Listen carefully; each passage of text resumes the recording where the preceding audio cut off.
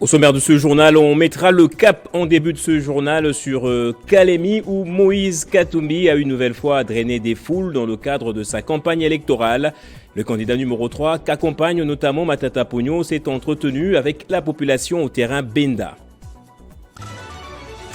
À la une aussi, c'est le décès qui suscite de vives tensions dans cette campagne électorale. La mort du président provincial de la Ligue des jeunes du parti de Moïse Katumbi. La société civile du Grand Katanga a appelé les candidats présidents de la République à plus de retenue afin de privilégier l'ordre et le vivre ensemble. Bonsoir à tous et bienvenue dans ce journal. Après la province du Maniema, le candidat président numéro 3, Moïse Katumbi, est arrivé à Kalemi où une foule immense l'attendait. Dans son meeting, Moïse Katumbi a promis de mettre en place une politique attractive d'emploi des jeunes et améliorer les infrastructures dans la province. Joseph Kilolo. C'est une marée humaine qui a accueilli les candidats numéro 3 à la présidentielle 2023, Moïse Katumbi Tchapoué. Une foule innombrable qui fait peur à l'adversaire politique de Katumbi. La procession est très longue au regard de la marée humaine qui fait avancer les cortèges à pas tortue. Partout où Katumbi est passé, c'est l'ovation de la population qui est d'ailleurs massée le long de la route. La communion est totale entre la population kalemiarde et Katumbi qui est noyée plusieurs fois dans la foule tout en liesse. Les provinces tombent les unes après les autres. C'est le tour de Kalemi d'être sous les charmes du candidat président numéro 3. Les premiers signes qui ressortent de la campagne électorale, ce sont bien évidemment ces masses monstrueuses que récoltent les candidats Moïse Katumbi Tchapoué lors de ses passages. Dans la classe politique congolaise, des acteurs voient venir l'homme des Kachoboué et certains soutiens du président commencent à lâcher prise pour se rallier au numéro 3. Pendant que les débats des fonds et des formes se poursuivent au niveau de certains candidats, challenger à Katumbi, l'estimant être candidat de l'étranger, le train Tchapoué poursuit son schéma, haranguant les masses au passage et mettant en avant ce qu'il appelle l'échec de la gouvernance tshisekedienne du pays. Ces masses qui accourent à travers le pays pour accueillir les candidats de l'opposition pourraient traduire le désespoir des populations secouées par des conditions de vie toujours plus difficiles. Ces masses populaires derrière Katumbi modifient les cartes politiques en République démocratique du Congo. Et vous le savez sans doute, un incident s'est produit lors du passage de Moïse Katumbi au Maniema, la mort du président provincial de sa Ligue des jeunes, un drame qui suscite de vives tensions de part et d'autre. La société civile du Grand Katanga est intervenue à ce sujet pour appeler les candidats présidents à se ressaisir et que la soif du pouvoir ne l'emporte pas sur l'intérêt général qui demeure la paix, la sécurité et le vivre ensemble. Chers politiciens, chers candidats aux élections, chers compatriotes, le processus électoral en RDC a atteint les points de non-retour depuis le lancement de la campagne électorale sur toute l'étendue de la République le dimanche 19 novembre 2023. Le cadre provincial de concertation de la société civile d'Ilualaba salue jusqu'ici le calme apparent qui règne depuis le début de cet exercice démocratique d'une part, et d'autre part, condamne avec la dernière énergie les actes de violence et de barbarie enregistrés hier, mardi 28 novembre 2023, dans la ville de Kindu au Maniema, qui ont débouché sur la mort d'un jeune avocat, président de la Ligue des jeunes de l'Ensemble pour la République, parti cher au candidat à l'élection présidentielle Moïse Katumbi Tchapoué. Par cette occasion, le cadre provincial de concertation de la société civile du Lualaba présente ses condoléances à la famille biologique de l'illustre disparu et à sa famille politique. À cet effet, La société civile invite tous les partis politiques, leurs candidats, leurs militants et sympathisants à privilégier la tolérance, à promouvoir la paix, à respecter la vie humaine et à maintenir l'ordre public durant cette période sensible. Les violences, le meurtre, les bagarres, les insultes, le vandalisme et la destruction des matériels de campagne pour adversaires ne sont nullement les moyens pour accéder à un poste de responsabilité ou électif. Et le candidat président de la République, Kéma Lilo, continue de battre campagne dans la capitale, ici à Kinshasa, avant d'entamer la tournée en province. Le mardi 28 novembre, le candidat a visité 3 lieux. D'abord, les cliniques universitaires du campus de Kinshasa, qu'il compte redorer une fois à la tête du pays. Puis, le quartier Mbanzalemba, où il a visité les dames avant l'inspection d'une érosion qui ronge à petit feu tout le quartier. Kéma Lilo, le candidat du retour à l'ordre et à la justice, poursuit son périple à Kinshasa. Le mardi 28 novembre, c'est sur Lemba qu'il a jeté son dévolu au menu des visites d'inspection et des échanges avec la population avec qui il a une histoire particulière. Première étape, les cliniques universitaires de Kinshasa qu'il a vu naître. Le candidat numéro 18 à la présidentielle de ce décembre a fait des assurances au personnel hospitalier. Écoutez, dans notre programme, la santé est parmi nos priorités. Donc il faut nécessairement réformer le système de santé. Il faut apporter le soutien qu'il faut aux hôpitaux publics, en commençant ne fût-ce que par les urgences, à qui il faut donner une dotation pour que chaque Congolais, quand il a besoin d'aller aux urgences, qu'il soit pris en charge, qu'il en ait les moyens ou pas. Ce sont les mesures qui font partie de notre programme. Après les CUK, Cap Vert Mbanzalemba, où le candidat président de la République a échangé franchement avec les mamans venus avec plein d'enthousiasme voir un de leurs fils. Le candidat président s'est aussi arrêté à l'érosion qui continue d'engloutir le sol dans le quartier. Pour Kéma Lilo, il faut des solutions urgentes.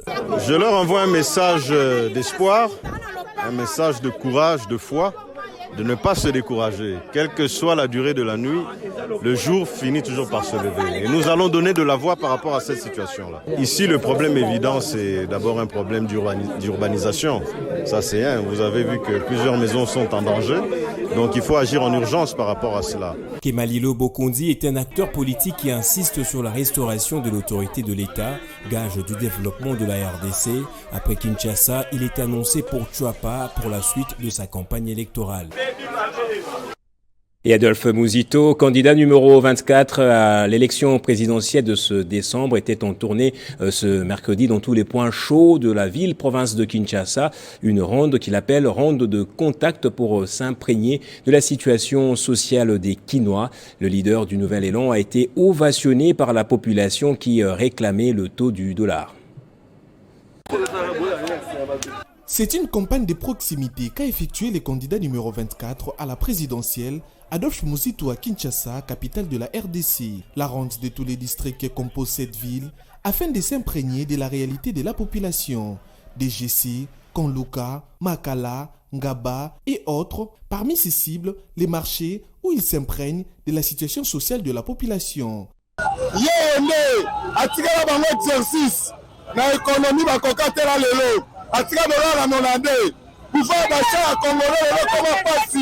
Il dit débuter par ses contacts avec la population de Kinshasa, car c'est ici qu'on comprend mieux la réalité du pays, car étant la province la plus peuplée. C'est ici où, en fait, on comprend mieux la réalité de ce pays, parce que nous sommes 20 millions.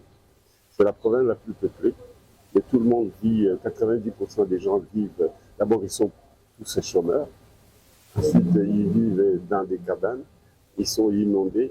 C'est une ville qui n'a pas de route, plein d'embouteillages. Donc il me demande de ramener le dollar au taux où je l'ai laissé, et c'est ce que je pense pouvoir faire, sinon la majorité comme il les promet.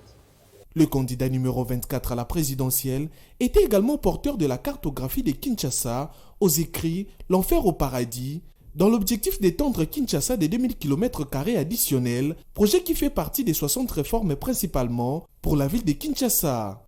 Les projets des sociétés des Nouvel Élan est chiffré à 300 milliards de dollars américains.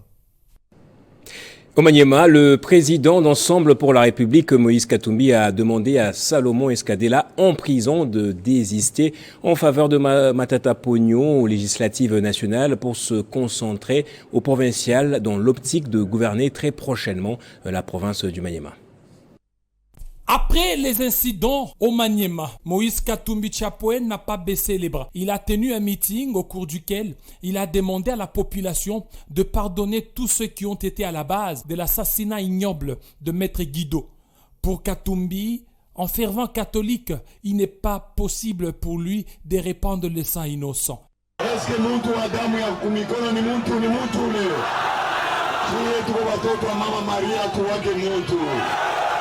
Devant une foule nombreuse, la détention prolongée, injustifiée de Salomon Idi Kalonda Dela a été abordée par la population venue nombreuse. En raison.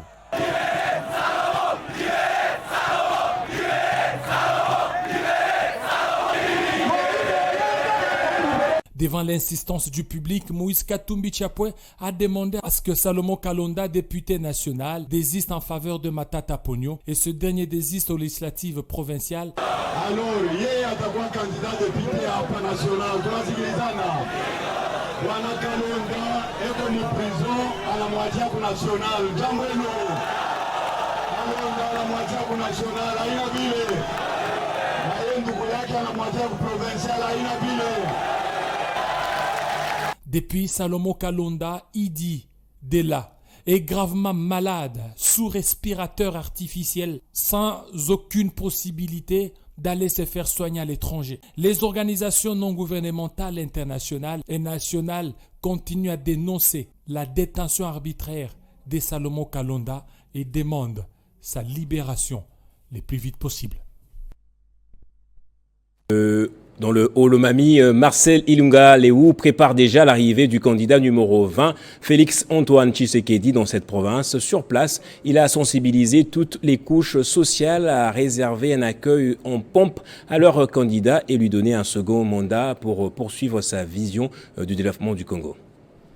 C'est une mobilisation tous azimuts. Le parti de l'Union sacrée de la nation arborant le drapeau, un signe d'accueil délirant réservé aux chargés de suivi de la campagne du chef de l'État Félix Antoine Tshisekedi dans le Haut-Lomami, Ilunga Léou Marcel, poignée de main avec le comité restreint à sa descente d'avion. Je suis venu au nom du chef de l'État pour annoncer son arrivée, de sorte que nous puissions nous sensibiliser et l'accueillir Fatih Beton, qui doit passer ici chez nous avec des voix telles que nous aurons aussi la voix auprès de lui pour commencer à défendre les intérêts. Mobilisée, la population l'escorte dans les artères des Kamina, base naturelle de Félix Antoine Tshisekedi. Ovationné, Ilunga Léou Marcel est mouillé par une marée humaine qui a répondu avec spontanéité. L'objectif reste le même, la réélection du candidat numéro 20 pour la construction de la RDC. À la grande place rond-point latéral, sur l'avenue de la base à Kamina, Ilunga Léou prêche Félix Antoine Tshisekedi et sa vision pour le Congo. Nous sommes tous conscients que dans 2 ans, Félix Antoine Tshisekedi a fait des merveilles, la gratuité de l'enseignement à l'école primaire, la construction des écoles, dans le cadre du programme des 145 territoires, la mécanisation de plusieurs fonctionnaires. Notre candidat, c'est le numéro 20. Convaincu, la population du Haut-Lomami, toutes tendances confondues, réitère son attachement au candidat numéro 20 à la présidentielle, Félix Antoine Tshisekedi Tshilombo. Et après une ronde dans les quartiers généraux des candidats à députés nationaux du regroupement Alliance Bloc 50, AB50 la veille à Goma, c'était au tour des candidats députés provinciaux de ce regroupement de recevoir la visite de leur autorité morale, le ministre Julien Paluku, autorité morale ce mercredi dans leurs quartiers généraux respectifs. C'est une descente d'appui sur le terrain aux 12 candidats du regroupement AB50 à la députation provinciale dans le territoire de Niragongo et la ville de Goma. L'ancien gouverneur du Nord Kivu sollicite le suffrage du peuple pour ses valeureux disciples étant donné qu'il n'est pas lui-même candidat dans la ville volcanique.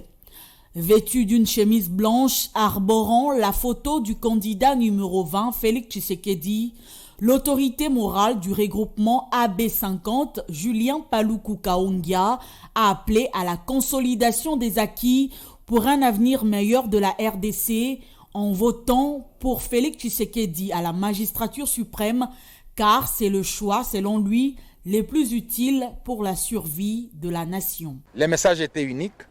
C'est que nous avons besoin de faire élire notre candidat président, le numéro 20, Fachi, et que tous ces candidats qui sont disséminés à travers la ville de Goma ont la mission de pouvoir répandre cette bonne nouvelle au sein de toute la population de la ville de Goma. Le deuxième message, c'était le message de soutien à nos candidats députés provinciaux, parce que l'ambition de chaque acteur politique, c'est d'avoir un espace au cours duquel il va essayer un peu de gérer les institutions. Et nous, Alliance Bloc 50 et AAVC, nous avons l'ambition de gérer la province du Nord Kivu. Nous avons aussi mobilisé la population pour élire nos candidats conseillers communaux. Julien Paluku était accompagné de Jean-Marie Katokolio, président AI du Burek. Et à Idiofa, Papi Labila mobilise dans le cadre de la campagne électorale de Félix Tshisekedi à l'hôtel Irvana. Des jeunes gens et autres personnalités ont été sensibilisés à voter pour le président sortant. Souci d'une victoire écrasante du candidat numéro 20, Félix-Antoine Tshisekedi, au scrutin du 20 décembre, Maître Papi Labila de la team Fativin a tenu à préparer les esprits. Et c'est là, à travers cette mobilisation, semblable à une réunion d'état-major militaire. L'objectif est donc déterminé. Les ressortissants du Diofa doivent figurer aux premières lignes de combattants à la victoire du 20 décembre prochain. Pour y parvenir, Maître Papi Labila met à contribution toutes les énergies, parmi lesquelles les candidats qui compétissent pour les élections législatives à la députation provinciale ou nationale, ainsi que d'autres. Ça va donc créditer comme des stratégies guerrières. C'est aussi l'avis de Maître Papi Labila. Idiofa, derrière le président Félix-Antoine Tshisekedi pour une victoire écrasante à la présidentielle, aux législatives nationales et provinciales. C'est ça l'idée. Parmi les personnalités qui ont mis la main à la pâte pour la tenue de cette rencontre se retrouve également Gisèle Boitiem de l'Union Sacrée. Tout est bien réglé pour que le candidat numéro 20, Félix-Antoine Tshisekedi, puisse se tranquilliser, car à l'horizon pointe déjà sa victoire. Tout devait commencer par cette mobilisation qui prépare l'arrivée des Fati en pleine campagne à Idiofa, ce qui procure une valeur pure à Papi Labila d'avoir rassemblé sénateurs et députés ainsi que des notabilités d'Idiofa au sein de cette team Fativin. Un apport de plus pour l'Union sacrée de la nation qui tient à la réélection de Félix-Antoine Tshisekedi Tshilombo. Le pasteur Agrey Ngalassi, le candidat numéro 16, a enfin dévoilé son projet de société. C'était ce mercredi à l'hôtel du Fleuve. L'homme qui se présente comme le mandataire de Dieu a assuré être en mesure de relever les défis du développement de la RDC. Ils ont été nombreux à prendre part à cette rencontre organisée par les candidats présidents Agrey Ngalassi. Après les descentes sur le terrain et des émissions télévisées, l'homme de l'Église a enfin présenté son projet de société. Les candidats numéro 16 à la présidentielle du 20 décembre insistent sur le fait qu'il est un envoyé de Dieu pour rétablir l'ordre public en République démocratique du Congo. Un programme gigantesque basé sur 7 piliers notamment, l'amélioration des vies sociales des Congolais, la sécurité, l'administration, la diplomatie, l'économie, l'agriculture et la politique. Les pasteurs de la grande communauté chrétienne, la Louange, dit être prêts à relever la nation congolaise. Le pasteur Agrey Ngalassi a également peint un tableau sombre des conditions sociales et économiques de la RDC, en cause, d'après lui, les manques de valeurs chrétiennes morales. Le Congo se trouve dans les soins intensifs. La cause principale est le manque de valeurs chrétiennes et morales, caractérisée par l'absence d'une politique responsable pouvant garantir à chaque Congolais une vie décente. Dans lequel il se retrouve, on n'associe pas sincèrement et en toute franchise les serviteurs de Dieu pour que cette cause puisse trouver des solutions valables et nous sommes toujours dans une confusion totale dans la pensée des autres au sujet du rôle des religieux dans la sphère politique. Parmi les réformes importantes qui comptent apporter les nouveaux acteurs politiques, c'est notamment l'effet de vouloir faire du franc congolais la seule monnaie d'achat, d'échange et des services sur les sols congolais. Et il a travaillé laborieusement tout au long de cette dernière législature. Il a même été le jeune député de moins de 30 ans à avoir pris la parole à maintes reprises à l'Assemblée nationale pour porter haut la voix de la jeunesse congolaise, soutenu par l'ASBL qui porte son nom, Gaël Boussa Obamboulé, puisque c'est de lui qu'il s'agit, à lancer brillamment sa campagne électorale dans sa circonscription de Lukunga le samedi dernier. Vêtu de blanc, muni de drapelets de la même couleur, le candidat 712 a organisé une grande activité politique au terrain du quartier Massy, dans la commune de Ngaliema. À l'issue de cette sortie, il a présenté officiellement tous les candidats qui font partie de son association. Sur place, accueillis par des milliers de membres et sympathisants, l'ancien rapporteur du bureau d'âge de l'Assemblée nationale a aussi demandé à sa base de lui renouveler leur confiance pour la mandature 2023-2028. C'était une occasion pour lui de confirmer à ce monde réuni son engagement qui consiste à rester encore et toujours non seulement à côté de sa base constituée de cette association forte de plus de 30 000 membres, mais aussi et surtout à côté de tous les habitants de Lukunga envers qui il sollicite leur voix le 20 décembre 2023, date des scrutins en RDC. Gaël Boussa en a profité pour assurer ses interlocuteurs que sa proximité avec eux n'est pas de l'opportunisme pour avoir été avec eux depuis 2019. Le candidat numéro 712 a rappelé ses efforts fournis en vue de faire passer des lois à caractère social à l'Assemblée nationale tout en affirmant que ses interventions ont eu comme résultat notamment la réhabilitation de l'avenue Verkis. À cette occasion, d'autres candidats, particulièrement ceux à la députation provinciale, se sont exprimés au profit de cette population venue nombreuse à l'attention du rapporteur honoraire du bureau d'âge de l'Assemblée nationale. Avec cette activité, celui qui est considéré comme le candidat le plus populaire de Lukunga dans tous les sondages s'est donné une longueur d'avance sur ses poursuivants, toutes générations confondues. Et Monique Sekana a lancé aussi officiellement sa campagne électorale dimanche à Kanluka, un événement très soutenu par la population qu'elle a toujours porté dans son cœur et accompagné depuis l'époque des actions de sa fondation au secours de la RDC numéro 967. Cette philanthrope veut entrer au Parlement pour un plaidoyer beaucoup plus efficace. Déjà très présente sur terrain, ce lancement de campagne de Monique Sekana n'est que la consécration d'un long moment de cohésion et communion quotidienne avec toute la population de Lukunga. Comme vous pouvez l'imaginer, les habitants de ce district ont répondu à un grand nombre à cette invitation de celle qui a toujours été à leur côté, la présidente de la Fondation au secours de la RDC, femme, avec des actions à impact visible et pérenne dans sa communauté. Elle, qui a toujours tout donné à Lukunga, s'apprête désormais à recevoir un mandat à son tour pour porter davantage, très haut, les desiderata de la population.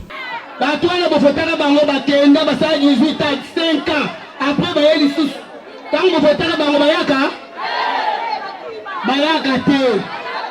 bayaka te mengai nayaki pe na ONGD na ngai au secours awa na Kanluka parce que Kanluka ezali mabele na ngai, Kanluka eza na possession na ngai ya mutu mususu te nazoloba yango likolo na bino pe na miso ya Nzambe ke Kanluka ezali mabele na ngai. À Kanluka, quartier populaire du district de Lukunga, où Monique Sekana a choisi pour lancer officiellement sa campagne électorale ce dimanche, la population récite à cœur joie et non-stop le numéro 967 qu'ils vont choisir massivement ce 20 décembre. Monique Sekana, cadre de l'UDPS Kibassa, a également profité de l'occasion, comme à chacune de ses descentes, de rappeler à la population qu'il est plus que judicieux de renouveler le mandat de Félix Tshisekedi à la tête du pays pour finir le travail qu'il a courageusement commencé depuis 2019. Les 3 jours du Forum national d'identification des victimes de violences sexuelles et de l'écosystème sont arrivés à leur terme ce mercredi 29 novembre. Des travaux menés d'arrache-pied par le FONAREV qui veut incessamment débuter avec les réparations, ces activités qui interviennent aussi dans le cadre de 16 jours d'activisme contre la violence basée sur le genre lancés depuis le 25 novembre. Ces 3 jours des travaux techniques débutés lundi, des travaux qui se sont poursuivis mardi en commission. Les experts ont également réfléchi sur la méthodologie et la stratégie d'identification des victimes en les impliquant du début à la fin du processus. Ce mercredi, ça a été donc la fin de ce premier forum national organisé par le FONAREV et la restitution des travaux, une cérémonie qui a connu la participation du ministre des Droits humains. Les victimes des violences sexuelles ou les associations les représentants ont aussi donné de la voix, une stratégie du FONAREV qui veut se positionner en tant qu'acteur clé dans la lutte contre les violences liées au conflit. Mais aujourd'hui, ce qui avait été un rêve, la mise sur pied d'un établissement public, le FONAREV, est aujourd'hui plus qu'une réalité. Depuis quelques mois, nous sommes en train de voir le FONAREV à l'œuvre, déjà avec des interventions, mais au centre de FONAREV, ce sont des victimes. Ces victimes, il faut les connaître, il faut les lister, il faut les identifier pour pouvoir intervenir. Premièrement, et je n'en doute pas, dans le cadre d'une réparation collective et peut-être plus tard, dans certains cas précis, des réparations individuelles.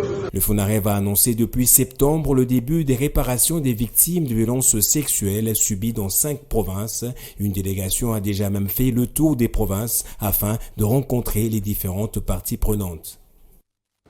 Et dans le Holomami, encore une fois, des jeeps neuves ont été remises à l'organe délibérant et à l'inspection provinciale de la police nationale congolaise, un acte posé par la gouverneure de province afin de faciliter les mouvements de ses administrés. C'est une bonne nouvelle pour l'Assemblée provinciale du Holomami, l'inspection provinciale de la police nationale congolaise, les gouvernorats de province qui viennent de bénéficier de la part de la gouverneure du Holomami, Yumba Kalenga Mushimbi Isabelle, des véhicules neufs. Cet acte vient de renforcer les travaux de qualité faits par Mushimbi Isabelle. C'est le vice-président de l'Assemblée provinciale Marc Tembo et les questeurs qui ont réceptionné ces engins. Qui peuvent dire quelque chose. Nous sommes avec vous aujourd'hui pour vous présenter le véhicule que l'exécutif vient de doter, la province. Et nous avions pensé à l'Assemblée provinciale. C'est vrai qu'on est fin mandat, mais l'Assemblée reste, l'institution est là. Nous avons besoin aussi que vous ayez, même ne fût-ce qu'un véhicule qui peut permettre de faire l'itinérance de l'Assemblée. Sans que vous l'utiliserez, mon père de famille. Et c'est un honneur que vous aviez accepté à cette heure de venir. Nous vous remercions de tout cœur. Un geste salué par les bénéficiaires. Je tiens à vous remercier. Souvent les Français disent « vaut mieux tard que jamais ». Je pense qu'un tel geste, ça nous va tout droit au cœur. À la police nationale, 2 véhicules ont été remis au général Lukesu. Tout ceci vise la sécurisation de la population du Holomami et de leurs biens. Selon la vision du chef de l'État, Félix Tshisekedi Tshilombo, le gouvernorat des provinces a aussi réceptionné 2 Land Cruiser. Yumba Mushimbi a exhorté les bénéficiaires de les garder en bon père des familles, de sorte qu'ils durent dans l'État. Pour rappel, c'est sur fonds propres du gouvernement provincial que ces engins ont été achetés. On va prendre à présent cette importante réunion entre la direction de l'inspection générale des finances et les inspecteurs des finances. Il était question pour Jules Alingueté de les sensibiliser à l'éthique pour plus d'efficacité sur le terrain. Une réunion aux allures d'une parade militaire face aux inspecteurs des finances pour qui l'heure est à la mobilisation des troupes.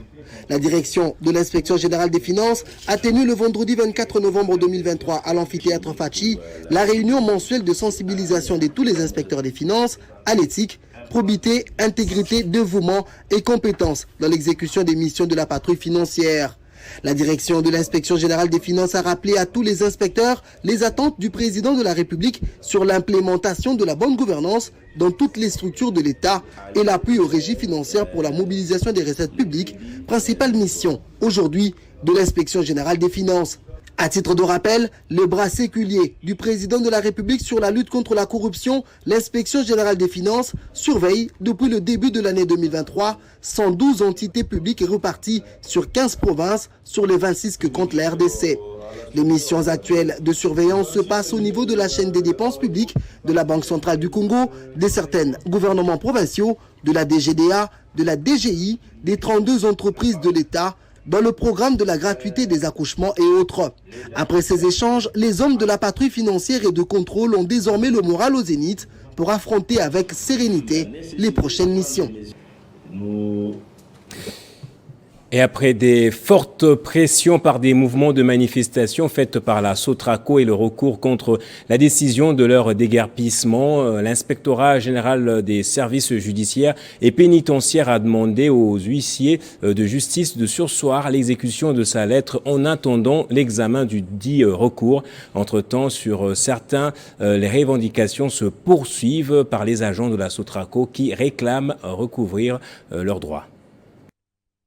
C'est depuis lundi 20 novembre que les agents de la Sotraco protestent contre la décision de l'inspecteur général des services judiciaires et pénitentiaires ordonnant leur déguerpissement, alors que d'après eux, ces derniers a foulé aux pieds le décret de l'ancien Premier ministre Tchibala en annulant tous les arrêtés cités dans sa lettre de déguerpissement. Ayant pris connaissance du recours préalable introduit par les collectifs des avocats de la partie Van Brabant, dans lesquels les collectifs contestaient une prise de position contraire aux différentes lettres des anciens inspecteurs généraux qui avaient estimé que les décrets, ainsi que les certificats d'enregistrement de la société Brailoy Inc., qui avait remplacé ceux de Aounge Mouye Agent, avaient occasionné la perte des fondements juridiques au jugement RCE 1548 du tribunal de commerce de Kinshasa-Matete et qu'il n'y avait pas moyen d'exécuter un déguerpissement. L'inspectorat général s'est rétracté en ordonnant la suspension de sa lettre en attendant l'examen du dit recours. Parlant du tribunal de commerce, les avocats de la partie Van Brabant se posent la question de savoir comment Aounge Mouye Agent, professeur d'université de son état, a pu avoir un jugement au tribunal de commerce de Kinshasa-Matete au regard de la compétence matérielle du tribunal de commerce délimitée par l'article 17 de la loi portant création, organisation et fonctionnement des tribunaux de commerce réservés aux commerçants. Ces victimes appellent les TRICOM à dire les bons droits et à nettoyer l'opprobre dont a été couvert leur cours par des jugements qui n'ont fait que faire tomber les droits. supporter bato défendre bango eza cabinet Casa de Kankonde parce que na biso eza komona ke conseil d'état na ba o magistrat baya bazongisa dossier oyo on a pas de guerre biso bato on a pas comme quoi ba de morceler mapango bazwa récompense na bango peut-être ba 20 sur 20. Il précise qu'à ce jour, près de 15 sociétés de cette municipalité ont dû fermer et se sont vus exproprier leurs parcelles devenues des résidences personnelles. On va prendre le rappel des principaux titres de ce journal à présent. On a débuté ce journal dans la ville de Kalemi où Moïse Katumbi a une nouvelle fois drainé des foules dans le cadre de sa campagne électorale. Le candidat numéro 3 qu'accompagne notamment Matata Ponyo s'est entretenu avec la population au terrain Benda. Et à la une également, c'est le décès qui suscite des vives tensions dans cette campagne électorale. La mort du président provincial de la Ligue des Jeunes du parti de Moïse Katumbi. La société civile du Grand Katanga a appelé les candidats présidents de la République à plus de retenue afin de privilégier l'ordre et le vivre ensemble. Vous avez suivi cela dans ce journal. Et c'est par ici que ça serve donc ce journal. Merci à vous tous de l'avoir suivi. L'actualité reste en continu sur votre chaîne.